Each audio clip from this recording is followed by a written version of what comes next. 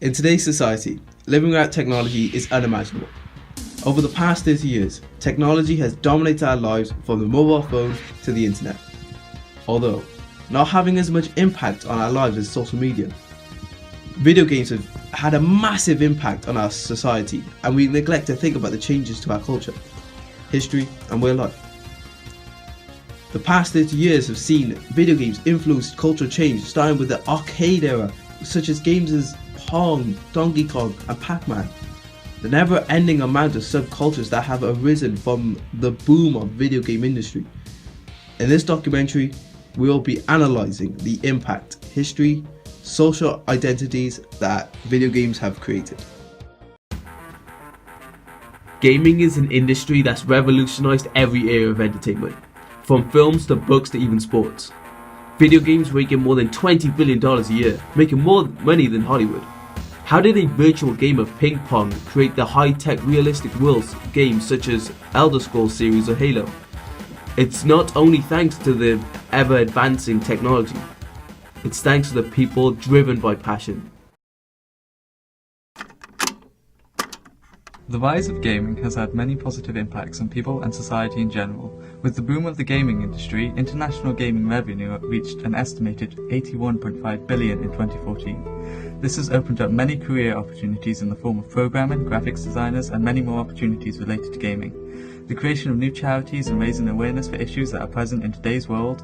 Furthermore, with the growth of the internet and social media, there has been an explosion in the amount of Let's Players and streamers who have been able to make a living off recording themselves playing games and adding an entertaining commentary. One of the most famous Let's Players would be the YouTuber PewDiePie, who according to the Wall Street Journal made an estimated $4 million in 2013. Other Let's Play channels, including Rooster Teeth, have been able to start from making small mini-series like Red vs. Blue, which was based off the popular game Halo, to becoming a multi-million-dollar company who now produce full animation series, full feature films like Laser Team and the popular anime series RWBY.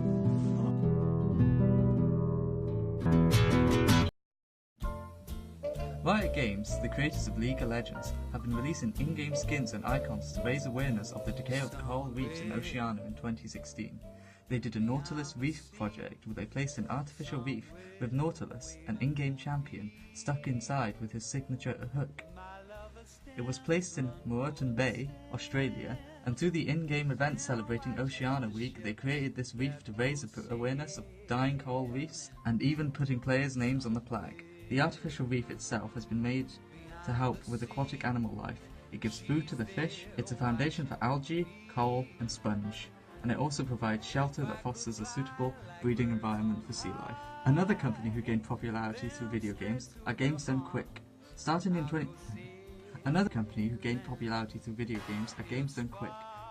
2010, it began as a small American live streaming charity organization, where they first played Venectum against other games and explaining how they would first speedrun through certain clips in the maps and how they would traverse other areas. Despite speedrunning taking lots of concentration, GDQ were very interactive with their chat and donors and managed to raise a whopping $10,000, all from their homes. This developed and gained popularity, becoming one of the most popular events on Twitch. However, it's not just major video game companies that try to raise awareness and money. Individual streamers often raise money for charity through playing games, doing challenges and speedruns. The majority are all done on video game live streaming website called twitch.tv. However, like with any new medium, gaming has had some negative impacts on people and society. One of the biggest scams involved the popular Steam game Counter-Strike Global Offensive and its in-game weapon skins, which could be obtained by buying a case and key for about £2 and having a random weapon skin given to you. These skins could be worth from 3p to £1,000. They could be used on external gambling websites in an attempt to gain more skins which would have real world value. These gambling websites were a huge part of the Counter-Strike scene, and almost every big YouTuber associated with Counter-Strike promoted these websites. What made the issue even worse was a large amount of the Counter-Strike community consisted of children who weren't of age of gambling. Although almost every YouTuber promoted it, it was only when famous YouTubers, Team Arden and the Syndicate Project, started to promote their own gambling websites to their audience, which mainly consisted of underage children, and they failed to mention that they owned the website and instead insisted it wasn't theirs. They also paid YouTube personalities up to $55,000 to fake up videos showing them winning valuable loot. This has caused massive backlash from the rest of the online community, revealing what were essentially illegal gambling rings that have been a huge part of the Counter-Strike community and a massive amount of underage gambling that could have taken place. In the aftermath of this scandal, the company that made Counter-Strike, Valve, under a lot of pressure, sent out cease and desist orders to 23 gambling websites. However, even after there's still many gambling websites still present and can be used to this day, showing that the issue is still prevalent in the Counter-Strike community, showing some problems that arise in gambling. Addiction has also been a huge issue of gaming. As the World Health Organization has classified gaming disorders as an official mental health condition, the 11th edition of the International Classification of Diseases was published in 2018, and will include gaming disorder as a serious health condition. In an extreme case, 28-year-old South Korean Lee Song-sik was playing StarCraft 2 in an internet cafe. He started his 50-hour gaming binge on the 3rd of August. Lee ate and drank very little while only leaving his computer for toilet breaks. When he failed to return home on a Friday, his mother asked his friends to find him. When they discovered him at the internet cafe, he told his friends that he would finish the game and return home, only to die moments later. Video game companies have now given issues like this thought, and Nintendo gives reminders of taking breaks in between games, showing that companies are aware of the dangers that some of their games cause. Implementation of microtransactions are seen by the gaming community as heresy. People's skills in some games being determined on how much money they have spent rather than the time they have put in. This has led to the term pay to win. In some cases, these microtransactions can be seen as a form of gambling, with games like Overwatch and CSGO and more. However, in more extreme cases, to play the game at a certain level you are forced to spend money in order to play. Like Hearthstone. The game has gained immense popularity. While the game is being free to play initially, the game is extremely pay to play. Basic cards and packs can let you play competitive to an extent.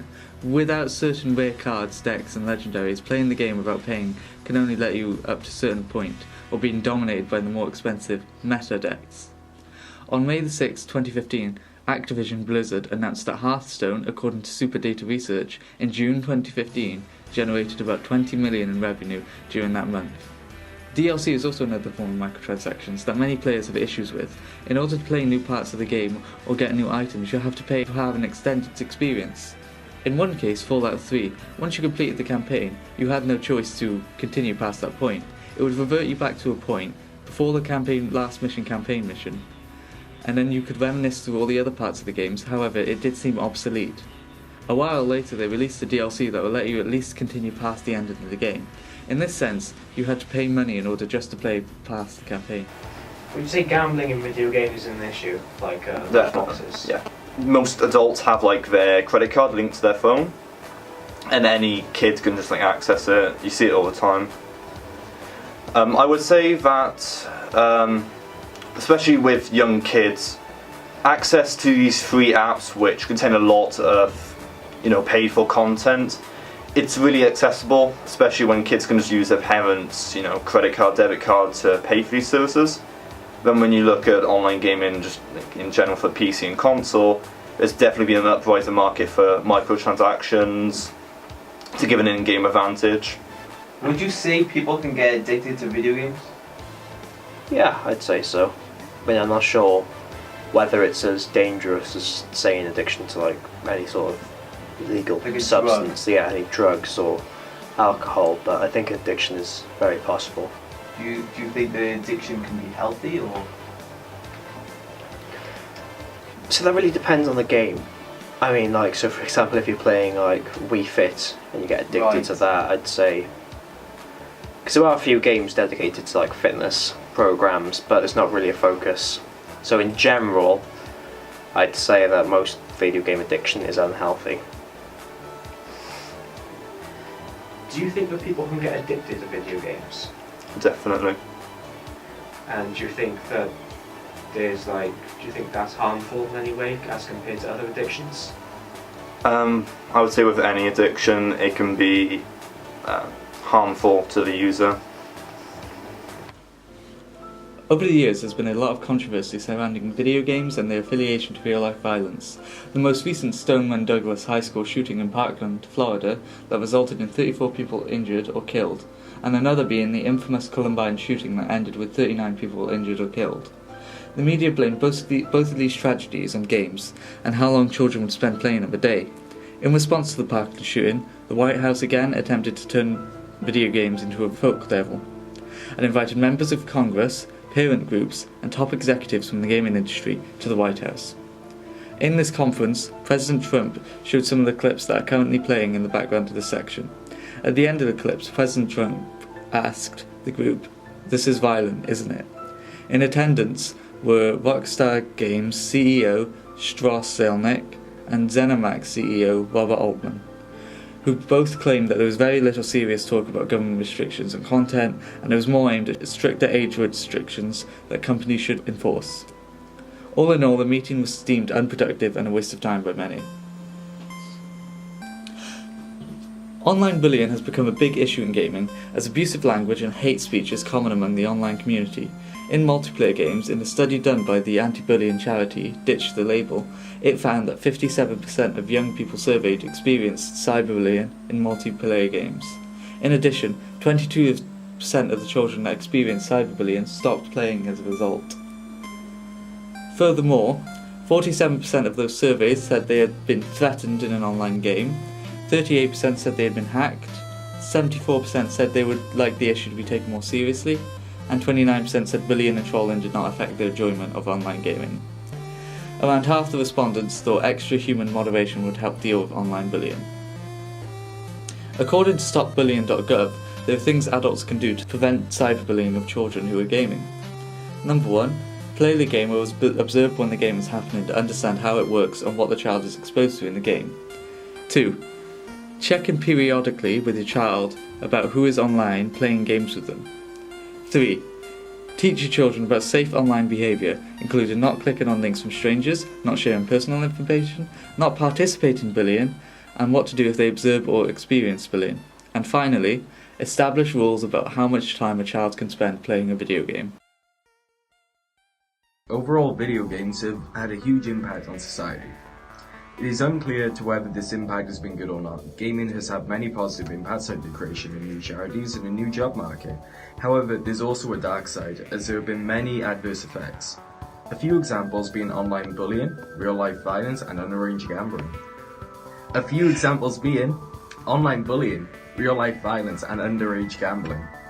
It's clear that it would be too simplistic to say gaming has had such a negative or positive impact on society, as to do that would be to ignore so much of its history.